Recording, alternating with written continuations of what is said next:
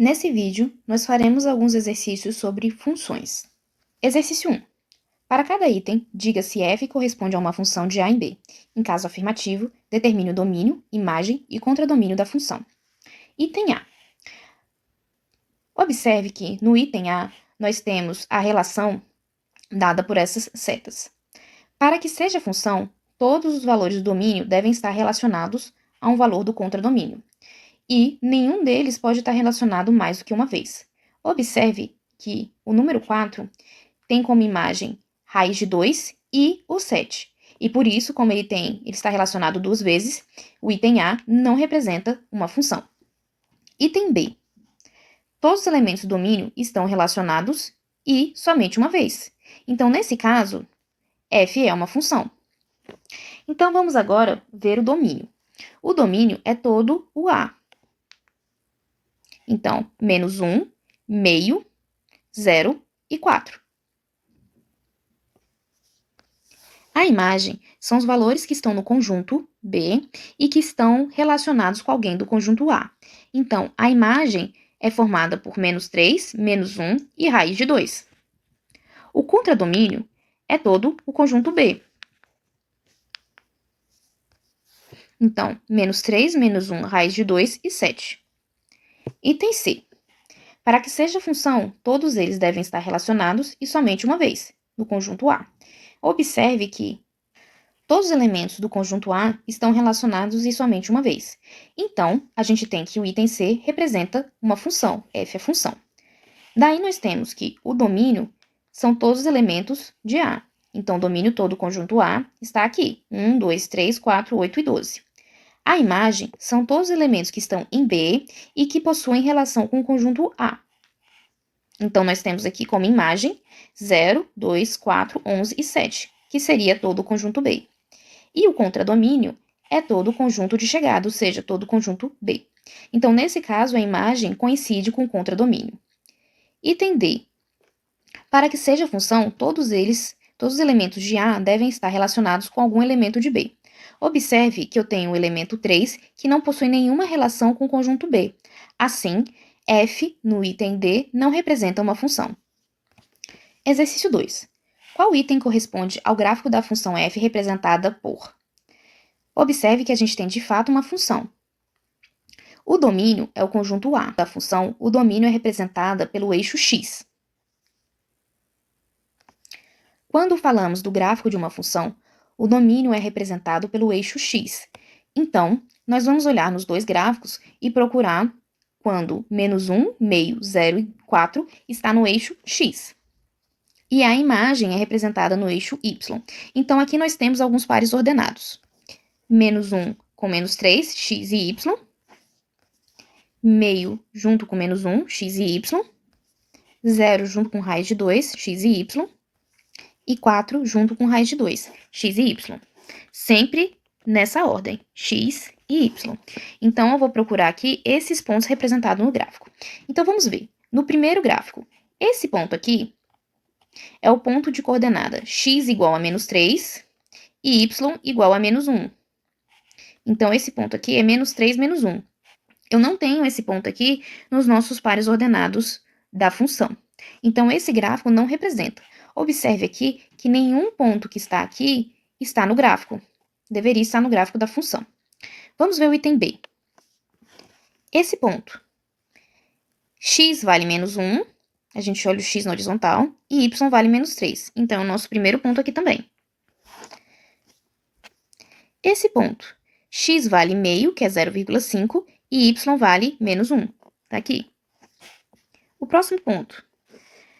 Aqui a gente tem que x vale 0 e y vale raiz de 2. E, finalmente, o último ponto, x vale 4 e y também vale raiz de 2. Então, o item B representa o gráfico dessa função. Questão 3. Suponha que, em determinada cidade, o valor da conta de água residencial em função do seu consumo seja dado pelo gráfico. Em uma residência, o valor da conta de água no mês de junho foi de R$ 50. Diante dos gastos, os moradores resolveram economizar e reduzir o valor da conta à metade. Para tanto, a redução de consumo deve ser em metros cúbicos de. E a gente tem aqui os valores. Ele falou que, inicialmente, nós temos um gasto de R$ 50. Então, vamos colocar aqui o gasto de R$ 50. Ele quer reduzir a conta à metade. Então, 50 dividido por 2 deve ser igual a R$ 25. Vamos usar o gráfico para entender o quanto equivale a um gasto de R$ 50 em metros cúbicos. Então, aqui, o custo, a conta de água, está representado no eixo Y. 50 está aqui, e olhando então aqui no gráfico, eu tenho aqui um consumo de 30 metros cúbicos. E R$ 25 está aqui, olhando aqui no gráfico, nós temos então 20 metros cúbicos. Então, a redução tem que ser o nosso valor inicial 30 e o que eu quero consumir 20 metros cúbicos, então 30 menos 20 é uma redução de 10 metros cúbicos. Exercício 4.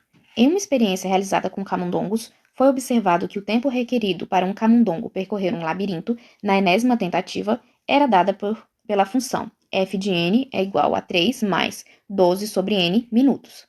Com relação a essa experiência, pode-se afirmar que um camundongo consegue percorrer o labirinto em menos de 3 minutos. Vejamos. Aqui na função, a gente tem 3 mais alguma coisa, mais um valor. Esse valor aqui é sempre positivo, porque eu tenho a quantidade de tentativas positiva, então é 3 mais alguma coisa. Então, 3 mais alguma coisa é sempre maior do que 3, e não menor do que 3. Então, a nossa função é sempre maior do que 3 minutos. Item B. O camundongo gasta 5 minutos e 40 segundos para percorrer o labirinto na quinta tentativa. Como a gente coloca que o n é a tentativa, então a gente tem aqui que n é igual a 5. Então, substituindo na função, no valor n, eu coloco 5, e aí a gente tem 3 mais 12 sobre 5, que é a mesma coisa de 3 mais 2,4, que é 5,4 minutos. Mas esse tempo está em minutos, e não é 5,40 segundos. Então, vamos fazer aqui uma regra de 3 para a gente descobrir quantos segundos representa 0,4 minutos. 1 minuto representa 60 segundos. Então, só para deixar claro, nessa primeira coluna eu estou colocando minutos e na segunda, segundos. Então, 0,4 minutos representa x. Quanto mais minutos eu tenho, se aumenta a quantidade de minutos, aumenta a quantidade de segundos.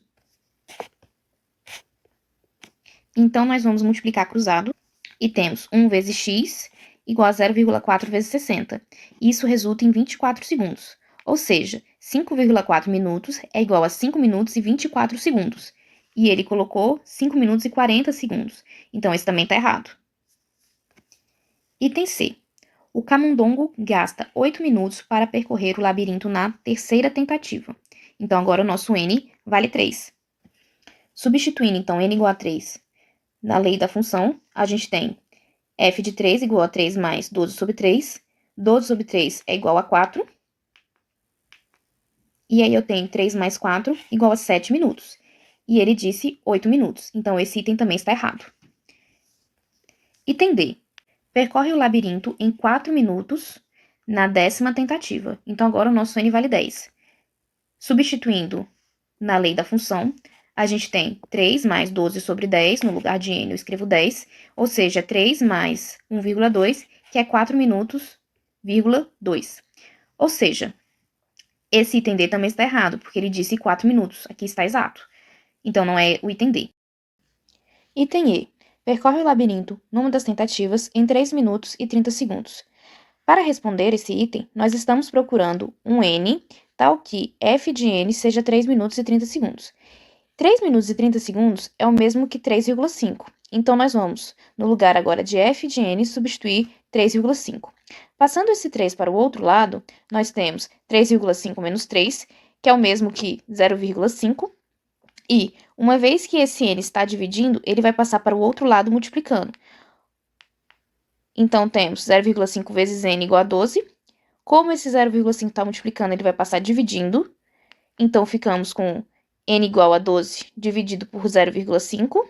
Resolvendo, encontramos n igual a 24. Ou seja, já que existe um n tal que f de n é 3 minutos e meio, então o item E está correto. Exercício 5.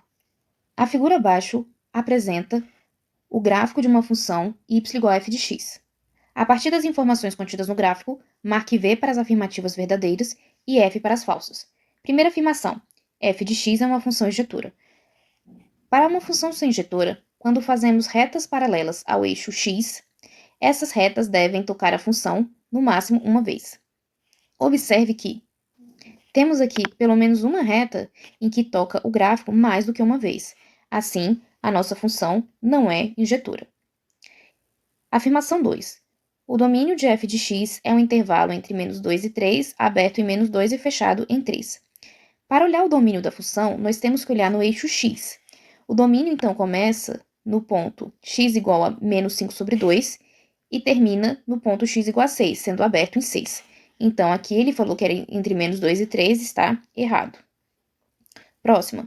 F de x é igual a 2 para todo x que está entre 2 e 4, incluindo 2 e 4. Então, agora ele está falando que para todo x que esteja entre 2 e 4, a nossa função vale 2. Observe que, de fato, valores aqui entre 2 e 4 têm como imagem y igual a 2. Contudo, nós temos aqui, para x igual a 4, uma bolinha aberta aqui na imagem. Ou seja, se x for 4, a nossa função vale 3. f de 4 é igual a 3.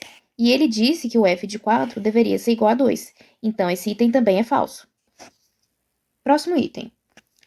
F de x é maior ou igual a 0 para todo x que esteja nesse intervalo. -2, -5/2 até 0, união com 1 até 5.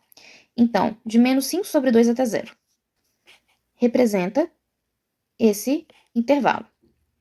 Nesse intervalo, a nossa função aqui está acima do eixo x, ou seja, da positiva, e no 0 vale 0. E ele falou que era maior ou igual a 0. Então, para esse pedaço aqui está ok. E no intervalo de 1 até 5, ou seja, daqui até aqui. Para esse intervalo também a nossa função é positiva. Para eu encontrar a função, eu tenho que andar para cima, podendo ser 0 aqui no 1 e no 5. Mas ele falou também que podia ser 0. Então, esse último item é verdadeiro. Questão 6. O gráfico a seguir representa a evolução da população P de uma espécie de peixes em milhares de indivíduos em um lago após T dias do início das observações. No 150º dia, devido a um acidente com uma embarcação, houve um derramamento de óleo no lago, diminuindo parte significativa dos alimentos do oxigênio e ocasionando uma mortandade que só foi controlada dias após o acidente. Com base no gráfico e nas informações apresentadas, identifique as afirmações corretas. Afirmação 1. A população P de peixes é crescente até o instante do derramamento de óleo no lago. Observe que o derramamento foi no dia 150. Então, aqui no gráfico, 150, o derramamento ocorre até aqui. O derramamento ocorre, então, após o dia 150. Antes disso, a nossa função está sempre crescendo. Então, esse item está correto. Item 2. A população P de peixes está representada por uma função injetiva no intervalo de 150 a 210. Então, agora olhando nesse intervalo de 150 a 210, que é representado por esse pedaço da função, para saber se é injetiva, a gente deve traçar, então, retas horizontais e verificar se encosta apenas em um ponto no gráfico. Observe que, como a nossa função aqui está sempre decrescendo, não tem nenhum valor que se repete nesse intervalo, a nossa função é injetiva. Então, esse item também está correto. Afirmação 3. A população P de peixes atinge o máximo em T igual a 150. Observe que quando T é 150, o ponto no gráfico é o maior em sua proximidade. Então, esse item é verdadeiro. Afirmação 4. A população P de peixes no intervalo de 120 a 210 atinge um mínimo em T igual a 120. Então, aqui nesse intervalo de 120 a 210, nós temos aqui que o mínimo, né, a função, ela sobe aqui e depois desce nesse intervalo. Então, o valor mínimo nesse intervalo é esse ponto aqui, em 210, e não em 120. Eu tenho pontos menores aqui. Então, esse item é falso. E, por último, afirmação 5. A população de peixes tende a desaparecer após o derramamento de óleo no lago. Observe que Após o derramamento, a população vai se aproximando dessa reta aqui pontilhada. Só que essa reta pontilhada representa aqui um valor de 12 milhões. Ela não está indo para o zero. Como ela não está chegando próximo do zero, ela não tende a desaparecer. Item falso. Exercício 7. Muitas vezes, o objetivo de um remédio é aumentar a quantidade de uma ou mais substâncias já existentes no corpo do indivíduo para melhorar as defesas do organismo. Depois de alcançar o objetivo, essa quantidade deve voltar ao normal. Se uma determinada pessoa ingere um medicamento para aumentar a concentração da substância A em seu organismo, a quantidade dessa substância no organismo da pessoa, em relação ao tempo, pode ser melhor representada pelo gráfico. Bom, observe que ele diz que a gente vai aumentar a quantidade da substância que já é existente no corpo para depois que alcançar o objetivo, a quantidade volte ao normal. Então, para os gráficos que a gente tem aqui, nós vamos observar se existe esse comportamento de crescimento para depois ter um decrescimento e voltar à quantidade normal. No item A, nós temos aqui a substância começa em algum valor aqui maior que zero e está constante. Houve aqui o aumento, houve um pequeno decrescimento, mas não voltou aqui ó, ao nosso nível anterior. Então, ele não voltou a essa quantidade de substância A. No gráfico B, nós de novo temos aqui um estado inicial constante, houve um aumento, mas não houve diminuição. Ele permaneceu com a quantidade de substância A elevada.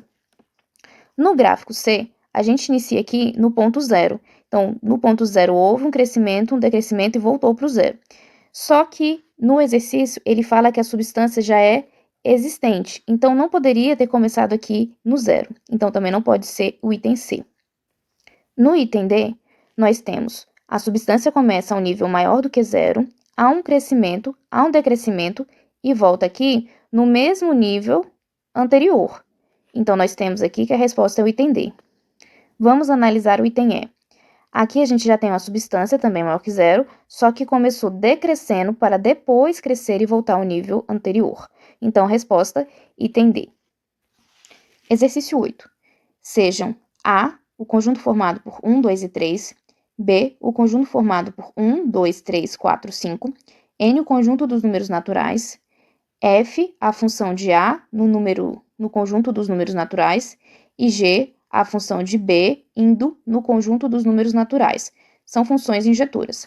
Se L é o conjunto de elementos do conjunto f de A união G de B, ou seja, a imagem da função A e a imagem da função G, então, quantos elementos possui nesse conjunto?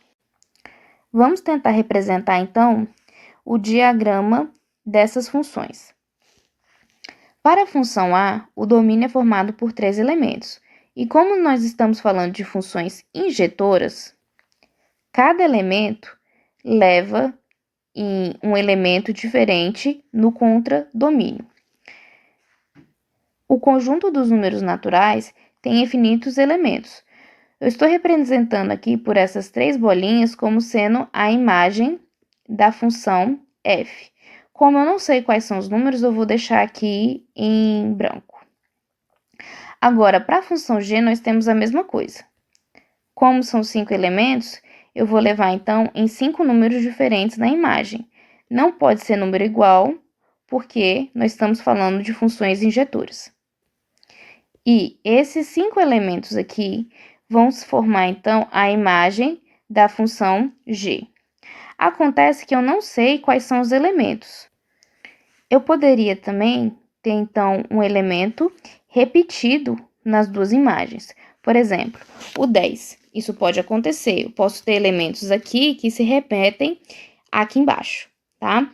Então, o que eu sei é que eu tenho que ter pelo menos 3 diferentes e eu tenho no máximo, então, se todos eles forem diferentes, eu não tenho elementos repetidos, eu teria no máximo 3 aqui para a função f e mais 5 aqui para a função g. Então, eu tenho no mínimo 5 elementos diferentes, que seriam aqui da função g. Por exemplo, 8, 9, 10, 11, 12. E para a função f, poderia repetir algum desses elementos, por exemplo. Então, eu sei que necessariamente eu tenho pelo menos 5 distintos. Mas eu poderia aqui, para a função f, não ter nenhum elemento repetido também.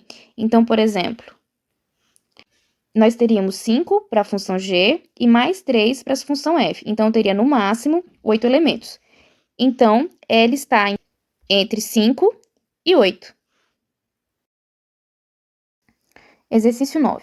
Assinale o conjunto que representa o domínio da função f de x igual a raiz de 3x menos 3 dividido por raiz de 4 menos 2x. Como restrição de domínio, nós temos que não podemos ter números negativos dentro de raiz e não podemos ter o zero no denominador. Então, resolvendo o primeiro numerador, nós temos que 3x menos 3 tem que ser maior ou igual a zero, porque nós podemos ter raiz de zero. E, passando aqui o 3 para o outro lado, nós temos que 3x tem que ser maior ou igual a 3. Uma vez que os 3 aqui está multiplicando, ele pode passar dividindo, então x fica maior ou igual a 1, porque é 3 dividido por 3. Para o denominador, nós vamos fazer algo semelhante, só que agora não pode ser zero. Então, nós temos 4 menos 2x é maior do que zero, podemos passar o 2x para o outro lado, e aí temos 4 é maior que 2x, e uma vez que o 2 está multiplicando, ele pode passar dividindo. Então, 4 dividido por 2 é 2, então 2 é maior do que x. Agora, como ambas as condições devem ser satisfeitas, a gente vai fazer a interseção desses intervalos. Primeiro, vamos representar esse intervalo x maior ou igual a 1. Com notação de intervalo, podemos escrever assim, 1 fechado até infinito. E aí, a representação de intervalo, nós vamos preencher a bolinha, a gente vai colocar aqui um ponto fechado, já que está incluso o número 1, e são números maiores do que 1. Para 2 maior do que x, nós podemos representar esse intervalo como sendo os números de menos infinito até 2, aberto aqui, já que o 2 não está incluso, porque eu não tenho aqui maior ou igual. E então, são todos os números menores do que 2 e não incluindo o número 2, por isso uma bolinha aberta. E para fazer a interseção, nós vamos marcar aqui esses pontos importantes e vamos analisar cada intervalo separadamente. Como estamos falando de interseção, nós temos que olhar se ambos os intervalos estão destacados. Para esse primeiro pedaço, isso não acontece, então a resposta não vai ficar pintada. Para o intervalo entre 1 e 2, o primeiro aqui está pintado e o segundo também. Então, a resposta também fica pintada. Ou seja, os números entre 1 e 2 pertencem ao primeiro intervalo, também pertencem ao segundo, então eles pertencem à resposta. Finalmente, para o último pedaço, os números pertencem ao primeiro intervalo, mas eles não pertencem ao segundo, pois aqui não está nada destacado. Então, nós também não vamos destacar a resposta. Vamos observar, então, esses pontos 1 e 2. O ponto 1 pertence ao primeiro intervalo, tem aqui uma bolinha fechada, e também pertence ao segundo, já que aqui, onde passa o número 1, está pintado. Então, na resposta, nós temos aqui também uma bolinha fechada. Para o número 2, nós temos que o 2 pertence ao primeiro intervalo, 2 é de fato maior ou igual a 1, mas ele não pertence ao segundo intervalo, pois ele está com uma bolinha aberta. Como nós estamos falando de interseção, eu teria que o 2 deveria pertencer aos dois intervalos, o que não acontece. Então, uma bolinha aberta. Aí, a nossa resposta, então, fica sendo o intervalo entre 1 e 2, item B.